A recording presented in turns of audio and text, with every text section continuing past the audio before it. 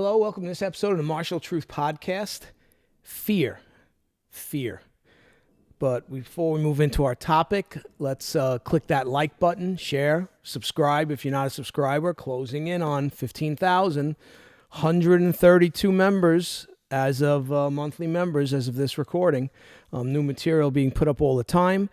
A month away from going to Okinawa. Looking forward to that. Hopefully I'll be able to film some video and share it with you. It should be good.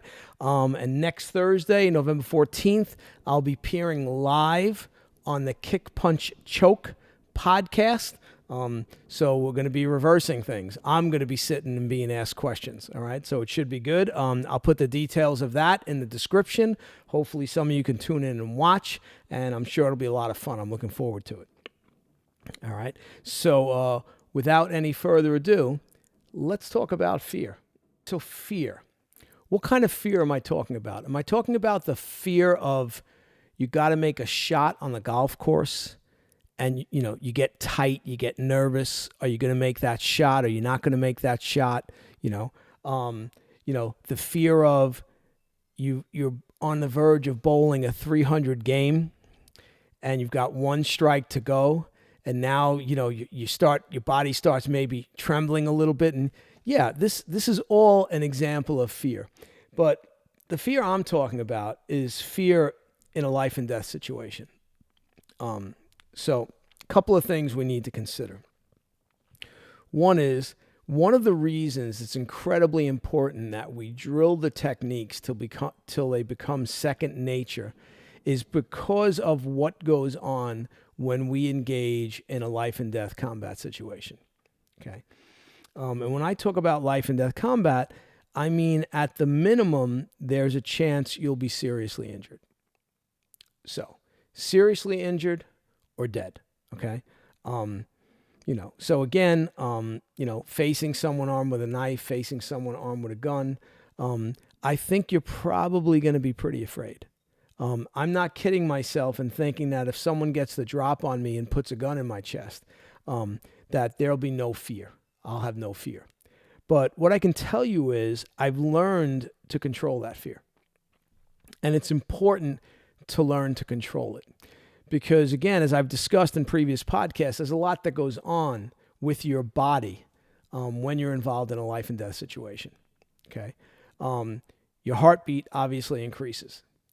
If your heartbeat goes above 145 beats per minute, that's when you start not being able to function at a high level physically. Now, there are some exceptions to that, okay? Formula One race car drivers, for the whole race, their heartbeat is over 200 beats per minute. And you might say, well, why are they able to do that? Well, because obviously they've worked at it. Their body has adjusted to it, okay? And they're in that state for that whole time. So it's amazing that they can do that and have high motor function. So that's the thing you want to realize. Once you start getting into that 145 beats per minute, right, you may not have high motor function. So what worked well, how you moved in the dojo, may not be how you're moving now. This is why it's important to control the fear. And how can we control the fear? We can control it through breathing, but you want to control it through your mind. I mean, one of the things you have to realize is, okay, this is happening. Whether I want it to or not, this predator in front of me is intent on doing me harm. Okay, so yeah, feel free to curl into a ball and be afraid, but it's going to be bad. All right. So the thing is, you must realize that this is the case and say, okay, well, I'm going to have to do this anyway, so we might as well do it, and I might as well try to be in as much control of myself as possible when we're doing it. All right? So again, things you want to realize. The fear that comes on increases tunnel vision. So all of a sudden now you're focused on a very small point. There's been a lot of research done where police officers and people that are involved in shooting only hear the first shot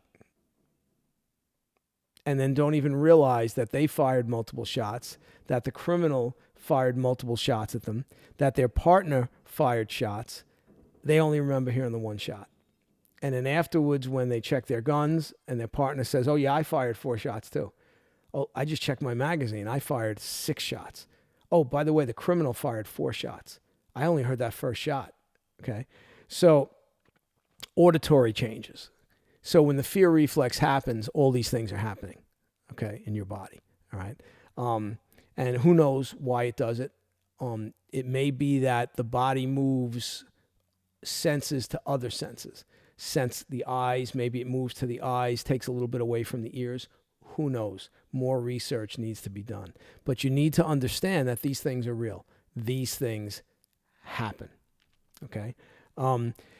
Working in a line of work I did for 22 years, anybody on my job that says they never felt fear is probably a full-blown mental patient. It's as simple as that. There's no way you can say you never felt fear if you did my job, all right? Now, if you were someone that kept themselves hidden and really didn't do any police work, well, then you might be able to say you never felt fear. Okay, but if you're out there, you're on patrol, at some point, something's going to happen and you're going to know fear. And, fear can be your friend because, again, you have adrenaline, cortisol, all these different things going on in the body, allowing you to move faster, okay? Your blood vessels constrict. These are all things to keep in mind. This fear, this fight or flight, okay, thing that goes on with us is important, okay? It's very hard, almost impossible, really impossible. It is impossible to reproduce in the dojo. And if you're thinking, well, two guys in the octagon experience it, no, they don't either. Two boxers don't experience. No, it's not the same. I'm talking about where the guys in front of you are two guys or three guys in front of you, and they're going to harm you, and they're going to harm you bad, okay? And now, okay, are you going to be able to function, or are you going to be finished? And I will say, I saw numerous police officers not able to function, okay? And where I had to take them on the side afterwards and ask them a very simple question. And that question was, do you plan on surviving this job? And they'd look at me and go, of course I plan on surviving it. No. I said, no. You're answering it too fast. Because I just witnessed you do nothing. I just witnessed you do something that could get you killed. So again, I'm going to ask you the question. Are you planning on surviving the whole time you do this job? And of course, then they go, well, yeah, of course. Okay, well, then you better change your ways. And then you might hear an answer like, well, I don't want to get in trouble. Okay, then you should probably retire at that point. Because again, we'll say very nice things at your funeral, but I'm sure a few of us will be saying, well, we witnessed this guy and he wasn't willing to do what needed to be done to protect himself. Okay. So the idea of being afraid, everyone is afraid at some time. Okay. I mean, you'll see people who are afraid of dying when they're on their deathbed. I mean, it's a total normal thing. Okay. I've mentioned other examples in sports and different things where people are afraid. But the fear that grips you when you're facing someone and you're thinking, my God, this person could take my life. It's a very different type of fear. And the fear can be debilitating. I know stories of cops running in the other direction. Okay. I know stories of cops locking themselves in a room. I know stories of cops. Happened to me once. I was fighting two people and the guy I was with stood there and did nothing. Literally stood there and did nothing. And afterwards he said, well, I was afraid of getting in trouble. It didn't matter that maybe the two people get the advantage of me and now I'm seriously hurt or dead, but he's just worried about him not getting in trouble. So again, a coward. No other way to describe it. Okay. You cannot let fear control you. Okay. You have to learn to control it. You have to realize fear is your friend. Fear is your friend because it puts you in a higher state of awareness. Use it. Feed off it. Okay. It's vitally important. If you allow fear to debilitate you, you will not be able to function in combat situation. Okay. You will not. Okay.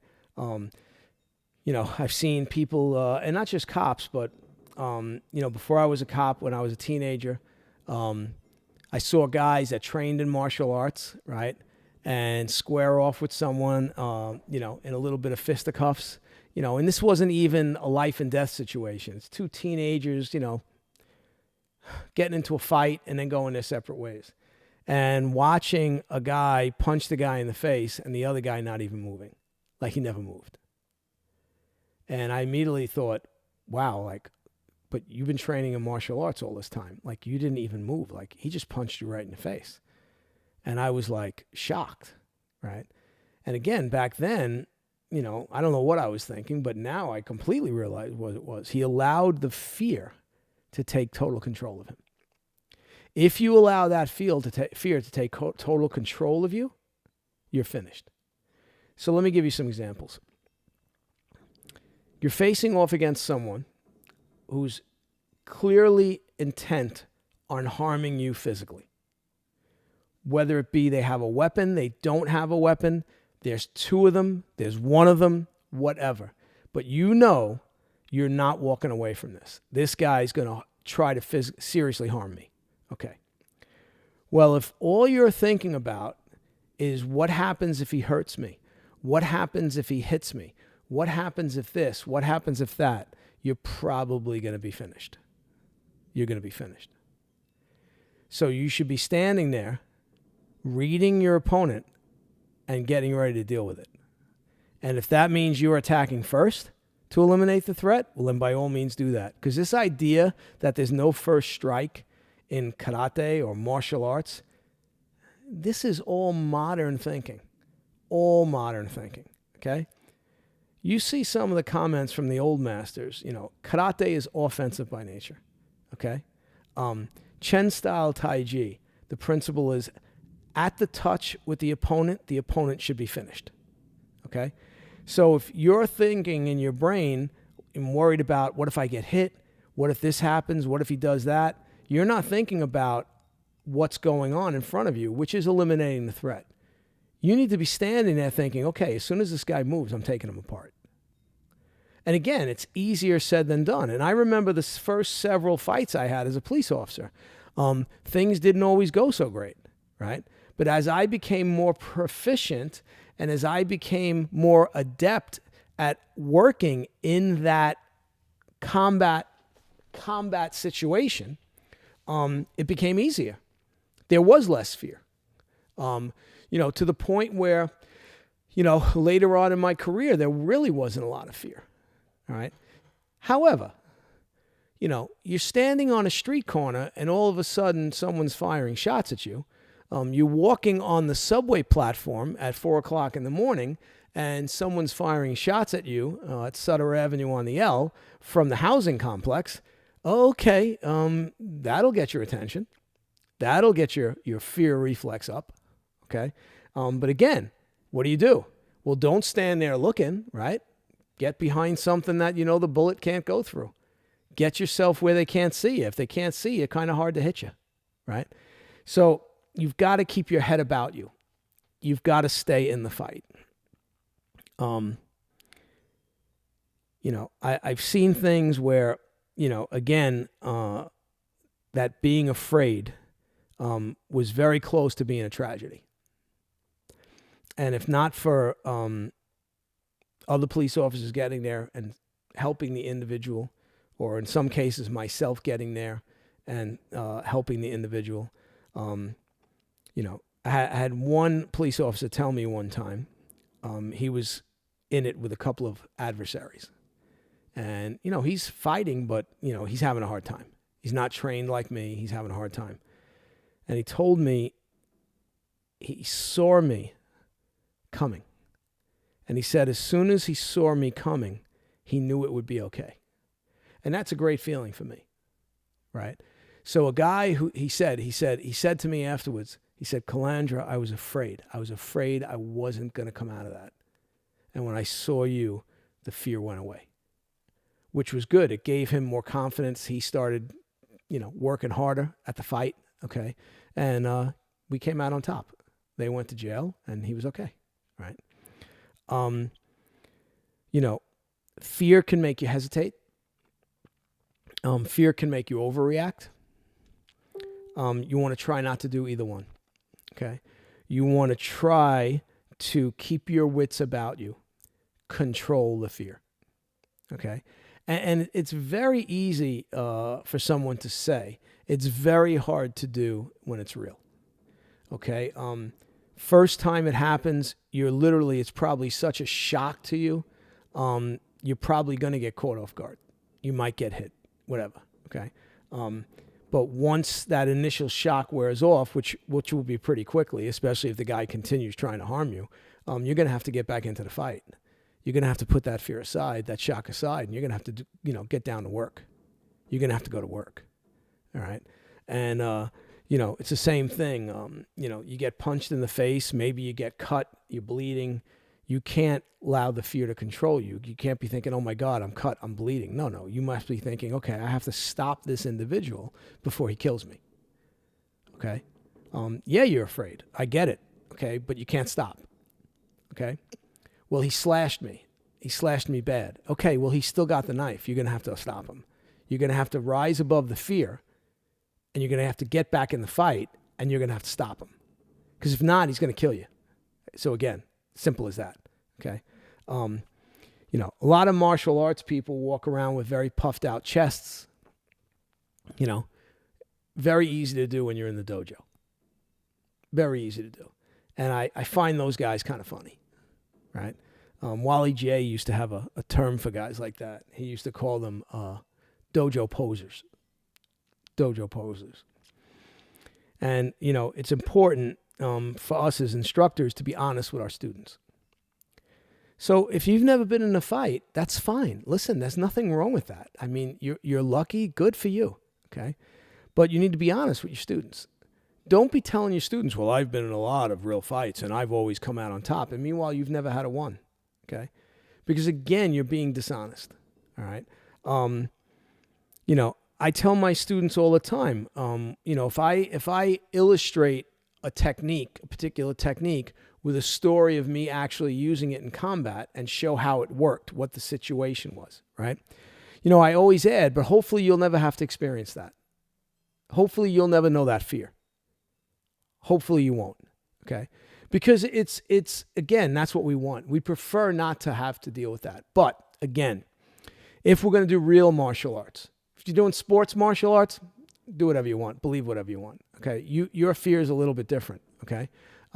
Your fear is him scoring a point on you, not driving a knife into you, not shooting you, not banging your head into the concrete till you're dead, okay? So the fear I'm talking about is where the guy is trying to seriously, physically harm you, okay? I had at least one time where a guy tried to push me on the subway tracks, okay? That got my attention. Fear index went up dramatically, okay? Luckily, I slid to the side, so he didn't get a good solid push on me, or maybe I would have been knocked onto the tracks, okay? But also, was I prepared for it? Yeah. I always assumed that a criminal would try to knock me on the tracks, okay? So I always try to put myself in a position where that would be hard for the criminal to do. And you couldn't always do that. That's the other thing. Even in police tactics and stuff, well, always put yourself in this position. Yeah, okay, that's great in make-believe world, okay, of the police tactics training room, of the martial arts school, okay? In real life, you can't avoid things sometimes. You're going to be in a position, in a situation where it's not ideal. It's not great. And that fear is going to go up, okay? Because that's the way it is. I mean, again, my line of work, maybe I'm in an elevator, and now I'm being attacked on an elevator. Okay, there's nowhere to go, all right? Maybe I'm in a tunnel on a moving train car, and some of the tunnels I traveled through in New York subway system were 8 minutes long. The fight starts, no one's coming to save you. No one's coming to save you. It's you and them. All right. I was early in my career, and I was riding. I stepped onto the rear car of an A train, and there was about 7 or 8 thugs in the rear car, and they love the rear car. They love it. The predators love the rear car. So I went and put my back against the back rear wall of the train, and I just stood there, right? And one of them says to the other one, "Let's take his gun." right? Let's take his gun. So I had my hand resting on my gun, right? And they said it again, and they were snickering and stuff. And again, there's 8 of them, and I'm on a moving train, right? So radios aren't great. This is probably 1988, maybe 1989. So I stood there, and I started going like this. 1, 2, 3, 4, 5, 6. And then I did it again. 1, 2, 3, 4, 5. And I went, yeah, okay, good. And the criminals looked at each other and then looked at me. They go, what are you counting? I said, well, I want to make sure I have enough bullets to shoot every single one of you at least once when you try to take my gun. So whenever you guys are ready, go ahead, try to take it. So they thought they put me in a state of fear. But what I did is I psychologically turned the tables on them, and I put them in a state of fear. And that next stop, they got off, and they left the subway system. And I got off with them. And I followed them right out of the subway system. Okay? So you can also create fear in your opponent. Okay? Which is something maybe I'll address in a future podcast. But it's very important that we learn to control fear. Musashi says your mind should be like a calm lake. No ripples in it. You know, if you're standing there and thinking, what if he kicks me? What if he punches me? What if he does this? He's already going to do it, and you're going to be late to the party. Just be ready to deal with whatever happens. Okay? You know, and it's not always necessarily combat where the fear can overtake us. What if you're in a house fire? And you're thinking, okay, the only way I can go is to run through this fire or I'm going to die. Okay, but you're afraid to run through the fire. Who wouldn't be? I'd be scared. Forget it, to run through a fire. But if I believe the house is going to collapse and I'm going to die, guess what? I'm running through the fire. I'm running through it. Okay? You know, I rescued someone once that had been thrown to the track bed. And when it was a young kid, teenager, and when he got thrown to the track bed, he had a compound fracture of his lower leg. So for those of you that don't know what a compound fracture is, it means the bone's broken through the skin. I was off duty. I had no radio. I jumped down on the tracks. The kid was big and heavy. I couldn't pick him up because the subway platform's like up here. It's high. I'm trying. I couldn't. So I asked a civilian, young guy. He jumped down with me. And somebody else had ran and gotten a transit cop who knew me because it was at the station where I worked. He came running up. Mike, what do you got? I said, we got this kid. He's calling to try to get the power off. And me and this guy finally pick him up. And with the assistance of the transit cop, we got him up on the platform. And then we both jumped up. And basically, as soon as we jumped up, the train came roaring in. So, you know, some people said to me, you were crazy for doing that. They said, Mike, you were crazy. You shouldn't have done that. You could have been killed. Yeah. 100% I could have been killed. But the civilian could have been killed too. And the kid could have been killed, right? And I just felt there was no way I'm letting that kid die on those subway tracks. No way. Yeah, so I risked my life. I jumped down. Me and the civilian picked him up. You know, I thanked the civilian profusely when we were finished, right? And that kid lived. And maybe that kid cures cancer. Maybe he does something great, okay? So that'd be great if that happens, right? But it's important, again. You can't let the fear control you. You have to control the fear, all right? Hope you like this one, okay? Again, please click that like, share, subscribe button, all right? Consider becoming a member. We've got all kinds of stuff you could buy, coffee mugs, T-shirts, sweatshirts. You can see they scroll across the bottom of the videos. You can check them out. Okay. It's the Kata Stupid shirts are still available. All right. You can get those. So I'll be on the Kick Punch Choke podcast live November 14th. I'll put the details. I'll put the info in the details section. I'll be in New York, January 22nd to 27th for a week of seminars. I'll put the person you can contact that for, and I'll be in Okinawa the first week of December. So hope you enjoyed this one, And I'll see you in the next podcast. Take care.